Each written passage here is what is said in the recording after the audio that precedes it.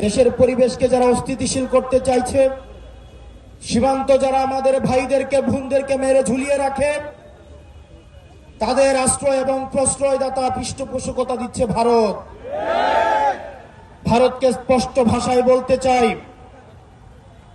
যারা আমার দেশের সার্বভৌমত্বকে বিশ্বাস করে না,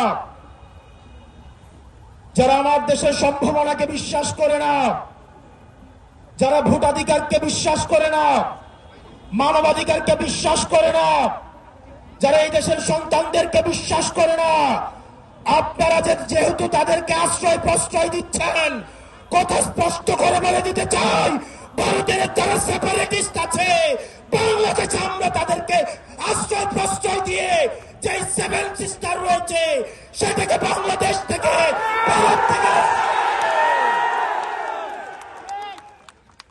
এই হাসিনার পৃষ্ঠপোষক স্পষ্ট ভাষায় দিনের আলোর মতো স্পষ্ট স্বচ্ছ, তাদেরকে ভারত অর্থ দিয়ে, তাদেরকে অস্ত্র দিয়ে, ট্রেনিং দিয়ে বাংলাদেশের বিরুদ্ধে তাদেরকে দাঁড় করিয়ে দিচ্ছে।